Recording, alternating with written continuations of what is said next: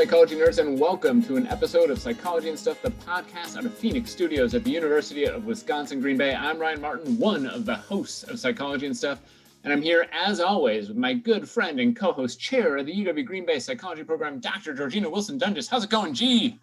It is going really well. I am excited for this mind-blowing episode that we're going to do today. So I'm just going to drop that there for you. How are you today? I am well, and that was a dynamite pun. I am proud to know you. So for people who are, as a teaser, I guess, we're going to be talking about the great story of Phineas Gage today. And I was curious, G, when did you learn about Phineas Gage? Do you remember?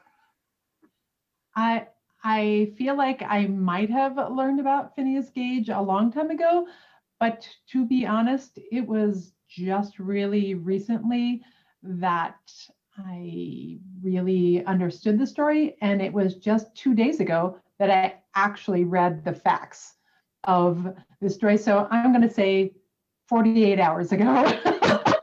Outstanding.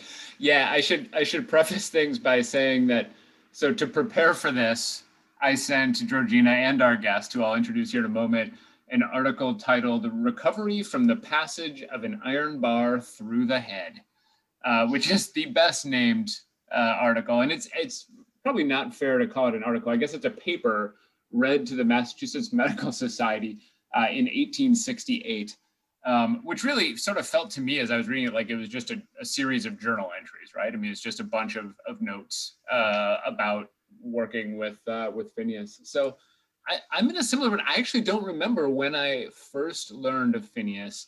I have to believe it was intro psych, if not maybe abnormal psych, which was actually for me the second psych class I took. And I do know that, like you, I recently sort of unpacked the story in a lot more detail and started looking at like some of the original stuff that was written about it, and was sort of both fascinated and also grossed out. It was there's a lot there to talk about. So before we get to our guest, we got to talk to Kelsey. How's it going, Kelsey? Going great. Hi. Hi, Kelsey. Hello. And Kelsey is going to stick with us a little longer. I'm so thankful for that. So I was worried we were going to have to say goodbye at the end of the semester, but Kelsey's sticking around for another semester. Thank you. Woohoo! So exciting. Now you can't get out of it though. Like now it's on air. You're just basically like with us for life. We're not going to let her like graduate nor get a job or whatever. So, expect really terrible letters of recommendation from us. This was my plan from the start, was just to mention it on air, whether she said yes or no, and then she'd just be stuck with us. So you can see Kelsey's work at Psych and Stuff on Twitter, Facebook, and Instagram. She is doing awesome stuff. Thank you so much for that, Kelsey. It's great. Anything you want from our listeners on social media? Anything they should do for us? Honestly, just some more interaction would be phenomenal. Like, we love hearing from you guys, and we absolutely love and appreciate all of our followers. So if you have any ideas for episodes or any psych-related questions or otherwise, throw them at our hosts. Like, they want to hear from you, and they want to be able to answer things that you have interest in. That is great. Nice job, Kelsey. I agree. You heard it, listeners. Chime in. Let us know what we should be doing. So very cool. All right. We have got a great guest today. You have heard him on the show many times. He studies neural development and moral judgment here at the University of Wisconsin, Green Bay, and comes on the show whenever we need someone to tell us about the brain. He runs the neuroscience lab here on campus, and today he's going to tell us if it's bad for us to have a 3-foot-long tamping iron driven through our skulls. It's Dr. Jason Cowell. How's it going, Jason? It's going awesome. I'm thrilled to be here. And I have to say the puns about this episode that have gone on for the last several days have just really, I see some excitement ahead for terrible dad puns. So this is going to be good. Very good. So I think we should start with a quick, some of our listeners might not be familiar with Phineas. So I think we should start with just a recap of the original story, and then we're going to get into some questions for Jason. As I mentioned there in Jason's intro, Phineas was a man who had a 3-foot-long tamping iron driven through his skull. So a tamping iron is used to pack explosives. And as I understand the story, basically you drill a hole, you fill that hole with explosives, and then you put sand over that. And this is critical because I believe a step may have been missed. And you put sand over that, and then you pack it down with this tamping iron, right? Phineas's coworker missed that step, forgot the sand, and then when he packed it down, there was an explosion. The tamping iron fired out of this person's hand and up through Phineas's skull, who was leaning over the hole, sort of supervising his work. It teaches him to micromanage, and went up through Phineas's skull, underneath his eye, and out the top of his head. It landed 80 feet away. And by the way, a tamping iron is like a 3-foot-long bar, right? So it's a big, this particular one is about 3 feet long, about an inch in diameter. Went out through the top of his head, landed 8 feet away, took a bunch of his brain with it. Sorry, Georjeanna. I'm just gonna be over here gagging. Don't mind me. The crazy part about this, so like this is a tragic accident. The crazy part though is that he was basically like talking just a few minutes later, and so and then a couple hours later he was actually walking. And so I think that the account is that he walked from the carriage that carried him to the doctor. He walked into the doctor, and let's start there and unpack how things went. So Jason, I'm going to ask, I want to know your Phineas Gage origin story. Do you remember the first time you learned about Phineas? Yeah, I mean, it was undergrad. So my undergrad neuro class is where we definitely covered this. And then being that I study aspects that we're going to get to shortly here, which are a lot of the things that are changed by lesioning parts of the brain, he's kind of the critical lesion patient that everyone refers to in social neuroscience. So he's a core piece of everything having to do with a lot of the topics we're about to get to, meaning grad school, there are amazing books like Descartes' Error out there that talk a lot about Phineas Gage and go through, and they're fun ways to think about the nature of the brain. We should say, because I don't know that you said it, Ryan, that this happened a really long time ago, like 1848 or something like that, like a very, very long time ago. So he's sort of been the model patient for a very long time. So 1868. Yep. It was. Well, no, actually, Georjeanna's right. It's in the late 40s, but then the paper was in the late 60s to actually do it because his doctor wanted to respect confidentiality of the changes that happened for 20 years. So waited till he died and then published.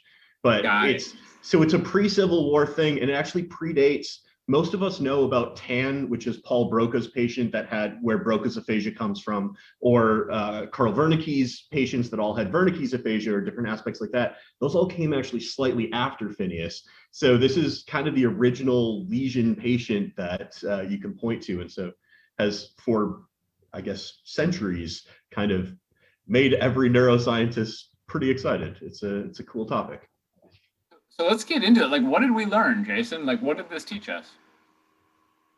Well, so first and foremost, the big pieces that have happened in the last 150 years are that the brain isn't one big thing that all operates in a certain way. It's that there are specific areas of the brain that have different functions, and that was kind of something hinted towards by Phineas and against some of the big theories of the time about how the brain worked. But also that it's not just small little modules that work only by themselves, because several things were affected by just lesioning out. So it's this really cool story to point to about how you can get some evidence towards different theories of the biological workings of the brain and how that impacts psychology just by looking at what happens when you cut things out, or in this case, blast things out with a big old metal rod. But I think at the time it was really interesting because no one believed this had actually happened. Even doctors didn't believe this would happen, and that's because he should have been dead. I mean, if you look through any of the pieces, he should have died after this. And so the fact that he didn't gave us so much insight into what those areas of the brain, so we'll get to what those are in a second, but parts of the prefrontal cortex, what kind of impact they actually have on our personality, on our self-control, on all of this. I wonder if we could talk about that for a second before we talk about the different parts of the brain. Is that the disbelief that it was possible was really fascinating to me. That, how difficult it is for us as scientists to believe something that seems miraculous, right? Like we don't put a lot of stock in like miracles and faith basing, there's no way possible. And that's been going on apparently for centuries. Can you talk a little bit about that? Yeah, I think so. It's something I always wondered about, and especially in this case where you can sit there and you can actually see, well, at least part of the hole beneath the skin part of the scalp here, and you could see it right where it went in underneath. We're not on video, so I'm guessing no one can see the hand motions I'm doing, but right underneath the eye, heading back through the roof of the mouth and heading up. It's fascinating because there was evidence of a hit happening, but at the same time, if you hadn't been there right away when it happened it's either Vermont or New Hampshire. So I think it's Vermont. So when it happened in the Northeast, then it's like, his doctor and in conjunction with others brought him down to Boston to a medical conference, and no one believed that it had happened a year later because he shouldn't have been alive. He should have died, if not from the initial impact, from the infections that should have happened afterward, from sepsis that should have happened after, from all these different things. And so they said, well, he couldn't have actually had this happen. It must have just been a glancing blow, or it must have been something. Part of it is that that era had a lot of, it's Barnum and Bailey circus. So it was where you create these illusions of major things happening. And so there was a certain level of disbelief that was out there. And to the point that Phineas, I believe he was invited to, it's either he was invited to join Barnum and Bailey circus or did a trial for, it's something along those lines where they wanted him to join the circus because he was an oddity.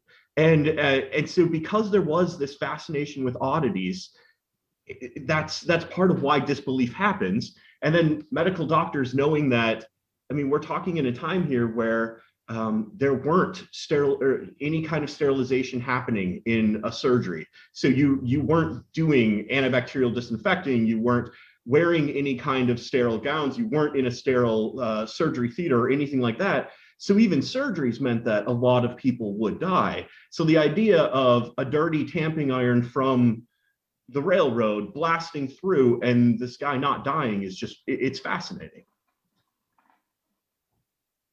Yeah, and I will admit, to me, like, it's luck, right? It's like, in my mind, it's ultimately like, this is just, I guess, if you see there are going to be gruesome injuries, especially when you're working on the railroad, and within that, there are going to be people who survive who are outliers. And what makes this particularly fascinating is sort of the opportunity to study this outlier, this extraordinary circumstance, much like many of those other extraordinary ones we talk about. You mentioned Broca and others as examples. Yeah, and I think it's even, oh, sorry. No, go ahead. No, I think the fascinating thing is even when it was, so it's a big piece of modern day neuroscience, even where in the 90s, Hannah and Antonio Damasio reconstructed from the scalp the possible areas of the brain that were damaged, et cetera, and went through this. But even when they were trying to predict using current neuroimaging software to do 3D reconstruction, the amount of potential pathways that just from the entry wound and exit wound that you could get from the skull, trying to backtrack into what could have been damaged, they had, I think it's something like 15 different pathways, but the majority of those pathways they could immediately eliminate, because had it been a couple millimeters one way or the other within that realm, he would have died because some major artery or vein would have been So it's just even the fluke of a couple millimeters one way or the other would have meant he bled out immediately. And so it's just this fascinating piece that even with modern tech, it's a marvel. So let's get into some of the changes of the what people describe as personality changes and things like that resulted. And I think it's worth noting too that there are some people who actually suggest that some of these things are a little overblown, that we didn't do. In fact, this Harlow article is sort of the example that people have to go to, because it's not like there's a lot of non-anecdotal evidence around this. So I think, yeah, this is the different piece of how I would argue academic publishing has changed. Even in the case of a case study here, there would be extensive examinations now, extensive assessments on everything you can. I mean, I'm thinking HM, which is 50, 60 years ago now, maybe more than that now, since the 1950s. But there you have documentation of every piece almost exhaustively in some ways, and there's actually ethical arguments about that. But the piece here is Harlow, who was the primary doctor that was responsible for Phineas Gage until he moved to South America, Chile, I believe it was. So he was his primary care physician after that, taking care of him. And he thought it was violating confidentiality to talk about any of the changes that happened. And so that's a key piece, which is no one really, I mean, his family could document, hey, this is happening, but there isn't a ton of evidence of it. You could document from work that he wasn't particularly good at some things and constantly changing jobs and having conflict, but there weren't medical records of it until this article 20 years later, when Harlow came out and said, okay, he looked like he was doing great, but it turns out here are the major changes that happened from that initial hit. And so some of the words that Harlow used in this documentation were like demented, childlike, like irritated, and then cathartic at one point, and depressed. He actually used that word too. Like there were a lot of different words used to describe what was going on. So what would we call those things today? Like what did we learn about those behavior changes, and what do we know or call them now? Yeah, I mean, so this is why I love Phineas Gage, is that what we now call those are executive functions. So your executive functions, or the CEO of your brain, where it's all about organizing, planning, controlling your impulsivity, making sure that you're forward thinking and goal oriented, all of those are highly governed. They're not exclusively in prefrontal areas or the sides of the prefrontal areas, your lateralized PFC, but that plays a huge role, and the networks that stem from there play a huge role in them. And so Phineas, so we should probably first say where this tamping iron went through was part of his prefrontal cortex. So it was part of behind the eye, back in a little bit. And so if you were to draw kind of a line, if you put your finger in the middle of the top of your mouth and draw it straight up through your brain, that and hitting, I believe it's the left side of the brain, it's just off center to the left, is that's where the main hit sort of happened. And at the time, that would have been one large area. So that's just, well, at the time, they wouldn't have even known that prefrontal cortex was a thing, but even for the beginning of modern neuroscience, you would have called that just PFC. Now it's actually argued to be a little bit on ventral medial PFC, which is just a slightly more specific area of the PFC, in this case, a little bit to the side of the middle. But what's fascinating is the cluster of symptoms are broadly social cognitive. So it's executive function that we're talking about, but also then how those influence your ability to interact with others, to adequately judge other people's intentions, and to figure out how to do these kinds of things. And I think some of the fascinating accounts are the ones that, you're right, Ryan, in saying that they're overblown in many ways, I think, but the ones that are talking about him reverting to almost childish type behaviors is this fascinating thing now in modern day studies of executive function, where it's somewhere between 3 and 5, which I have a 3-year-old daughter, and so get to see this live, but it's that's when kids are starting to develop these ideas. And it's very biologically based. It's based on the maturation of areas of your prefrontal cortex. So it's first getting a lot thicker, a lot more dense, and then it starts to prune and become more and more efficient. It reaches adult-like levels by about 26, but it's one of these things where at these preschool years are what they're talking about Phineas kind of looking like, being remarkably impulsive. And then it stems into emotion. And so actually, I don't even want to take this from Ryan. I'm guessing, Ryan, you may even want to talk about the emotion side of it, but yeah. First, I want to read actually the quote for people to get a sense for what we're talking about. It says, "He is fitful, irreverent, indulging at times in the grossest profanity, which was not previously his custom, manifesting but little deference for his fellows, impatient of restraint or advice when it conflicts with his desires." Goes on to say, "A child in his intellectual capacity and manifestations, he has the animal passions of a strong man." So getting a sense for, and later on it says his friends and acquaintances said he was no longer Gage. So like there is some acknowledgement that there were pretty significant changes, at least, when at the time that Harlow is writing this, for sure. Yeah, I mean, I think from the emotion perspective, what I'm so intrigued by is the idea that if we think about this in sort of the crudest of ways, that so much of that executive function piece is about impulse control. It's about making informed decisions. And to me, the piece that's always interesting there is sort of how do you express your emotions when you're feeling them, right? Because the origin, quote unquote, of those emotions is deeper than that. So how do you express those things? And what you see from that sort of description is someone, I mean, you hear words like impatience and the childlike piece, the animal passions piece, all those things really speak to someone who is acting on emotions without control. Yeah, it reminds me so much in many ways of some of the earliest description. Okay, earliest is all relative because it's about 20 years ago. But so earliest in, I was in undergrad. No, I wasn't even in undergrad then. Okay, anyways, I digress. You're the worst.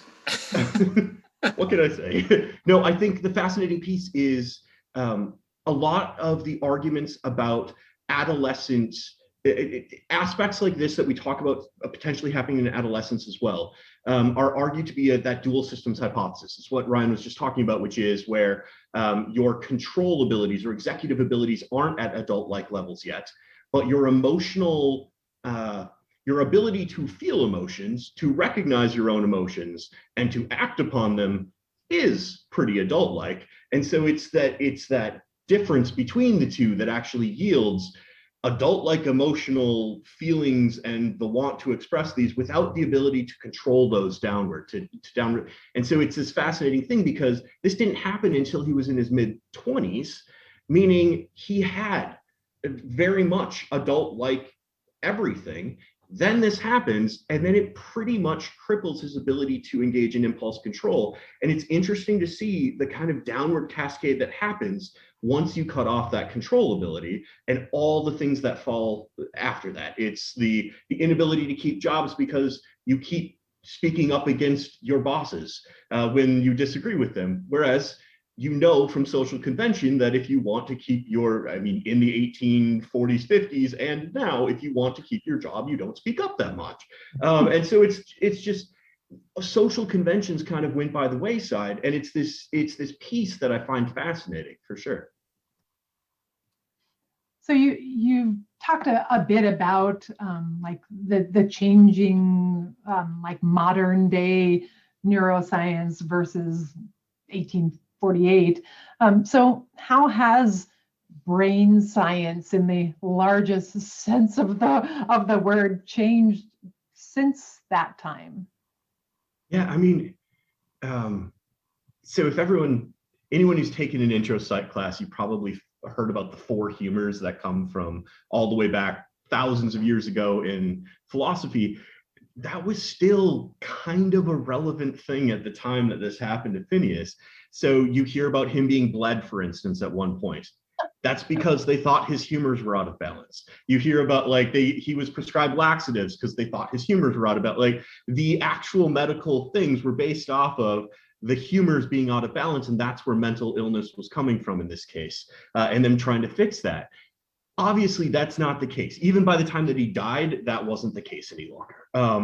And so the progression that you started to see was, you see Hooke's initial idea of the cell, then you start to see that blend into concepts of interconnected neurons within the brain by Cowell, and you start to see like this very advanced version of what this brain could be. Even at the time when all you could observe was, hey, chunks of the brain, and this is the bad way of saying it, but chunks of the brain are on a tamping iron, X number of feet away from him. Something's happened here. It's fascinating because they didn't even know if that would mean he couldn't remember anything. It turns out he could. His memory was still intact. He could still speak. He could still move. He could still, so many basic functions still there. The fascinating thing about Phineas is that it was these more advanced functions. And that's, I think, where a lot of modern brain science is non-invasive now. So we don't have to lesion. And I'll say that because later on I'll invite people to come join us in the brain lab, but we're not doing this, obviously. I think everything about it is, as a lot of modern neuroscience is actually based off of the development of computers. As computers became increasingly more efficient, you could handle thousands and millions of data points at once. And so even though you could get a rudimentary EEG back in the 1920s, we didn't have computing capacity to actually figure out what in the world those things meant. Now I can collect 2,000 samples from 32 sites every single second for 45 minutes and figure out what's going on. And that's the same thing with fMRI as well, where you're taking millions of data points at once. That's the cool piece of brain science, is that so much of the advancement has led to us being able to some extent, structurally map the brain pretty well. In some ways, figure out functional aspects, where is activating when certain things happen, or timing aspects, how fast things happen. The problem still is that we don't have technologies that allow us to do all of those at once. So, we think about the pretty pictures of the brain that have dots of what are supposed to be blood over the top. So a bold signal over the top. The thing is, a bold signal takes 4 to 8 seconds for blood to replenish the area that oxygen was just used. So that's how an fMRI works. An fMRI is looking at oxygen going into the areas with the assumption that if you were using an area, you burnt oxygen. And so the oxygenated blood comes back in and you measure that, but that takes 4 to 8 seconds. So anytime you're seeing an fMRI, 4 to 8 seconds in brain speak, you've moved on 5 conversations from now. And so it's this fascinating thing where you're trying to look back and see. And even though we've advanced a ton, it's this world we know nothing about. And I think that's why I'm a neuroscientist and love it. It's this fascinating thing. So as we finish up here, I want you to throw a study at me that's been done recently that's related to this somehow, whether it's yours or someone else's. Just toss something out that listeners would appreciate. Yeah, so I think one of the cool places to look that's a direct link from this is in the mid-1990s, the Damasios, and I mentioned them a bit back, reconstructed where this happened in Phineas. And part of why they did that is they were kind of the leaders in looking at how lesions can affect neuropsych everything. So be it cognitive abilities or social cognitive abilities or personality and all of that. And they started bringing this forward and they started looking at stroke victims, sometimes traumatic brain injury victims as well, who have had some kind of middle prefrontal cortex damage that has happened. And they started to figure out across the board what happens there. And so one of the studies that I loved came, I believe it's the late 90s or early 2000s, and it was on moral judgment. And they were trying to look at if you damage parts of the prefrontal cortex, everyone's heard of the trolley dilemmas probably at this point, they're pretty common. But the question was, if you damage this area, are people suddenly willing to push a person in front of the train to stop, which is something most of us aren't willing to do in order to save other people, mind you, but still stop a train from happening. Most people won't do that. And it turns out as you start to lesion parts of the medial prefrontal cortex naturally, and you watch it happen, you end up having, they're willing to do this. And so I think that's one of the fascinating pieces for me, is that lesioning this and the insights from Phineas have led to an entire program where you're starting to look at morality, you're starting to look at theory of mind or perspective taking abilities, empathic abilities, as well as self-control, all things that kind of stem together. And there's been a school of research on this for the past 20 years. Most of it came out of University of Iowa for a long time, which has a lesion patient group. Now there's several studies coming out of University of Southern California, which is where both of the DiMaggios are at this point. That is awesome. Kelsey wants to know, how did he die? So I think we need to like end the story before we move forward. Okay, how he died is seizures. So it was 10 or 11 years after this happened. He started having, his family had moved to somewhere in California, I think Bay Area, and he started having seizures, had one small-ish seizure that he recovered relatively fast from, and it was followed within the next couple of days by several, and that ended up, well, he didn't die of seizures, he died arguably of hypothermia, but it's because of the seizure pieces, which are the shaking that happens, ends up making your brain triage, figure out where blood should go, and as it's starting to happen, it has to decide between heart and brain, and ends up stopping the heart at some point when you're having too much of that. So yeah, seizures. So he lived like more than a decade after that, which is really remarkable as well, and a crazy ride too, apparently, as he lived out his last years. Yeah, he made it to 1860, May 21st, 1860. So about 2 weeks after this episode will be the anniversary of his passing. I guess he was about 37 years old when he died. So, Jason, that was awesome. I appreciate it. G, should we get into a positive note? What are we talking about? So at the end of almost every episode, we end with a positive note. And today, since we are talking about the brain and we were thinking about when we first learned about Phineas Gage, and likely it was in Intro to Psych, we decided that we would talk about our favorite memory of Intro to Psych. And I should preface this by saying that we asked Jason if he would like to contribute to this, where he fessed up that he did not take Intro to Psych because he was some, theater person. Philosophy. No, it was philosophy. And so he never had the joy of taking Intro to Psych. So Ryan, it's up to you and I to relate our favorite memories. Perfect. So do you want to go first? Yeah, sure. So I was thinking about this, and it's funny. I mean, it's been a while for me. Also for you. It's been a while for both of us since we took Intro Psych. But so this would have been 1995 when I took my Intro Psych course. Yeah, this would have been in like 1995 that I was taking Intro Psych, so a long time ago. And what I remember is actually, I think Milgram in particular, which was a really like standout study for me. But part of it was how it was presented, because on the very first day of class, so you have to think I'm a first year college student, and I go in and I was not, as has been noted on this show before, I was not a particularly good student at this time. So this was me trying to get back into it and try and do well again. And I remember the instructor on the first day of class putting, like, we did the thing where you took like a true false quiz to see like what you already knew or what you didn't know and stuff like that. And one of the questions was about Milgram. And I remember thinking, he wants us to say false because he wants us to believe that no human being would ever shock a person to death just because they were ordered to do so. But he wouldn't have asked that unless the answer was true.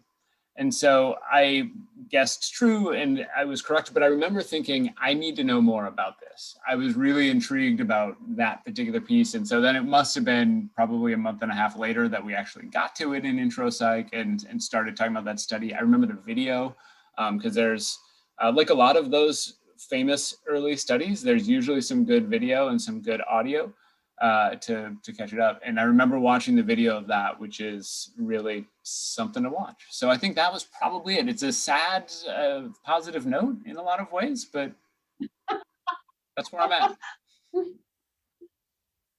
How about you, G?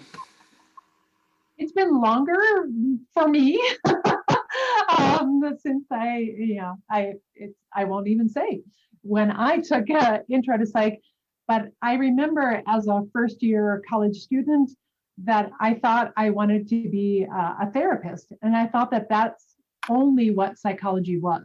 Like it was that, and that's what I was going to be, and that's what I was going to learn. And so I landed in this intro to psych class, and I was so baffled by them talking about like science and like why am I learning all of this stuff? I just want to be a therapist. And it ended up that I am, not a clinical psychologist at all. I'm actually like an environmental psychologist. And so I think it really opened my eyes to what psychology really is, which is such a broad and fascinating and awesome field that does include, clinical and counseling, of course, but all of the other awesome things we're talking about, like neuroscience and things like that.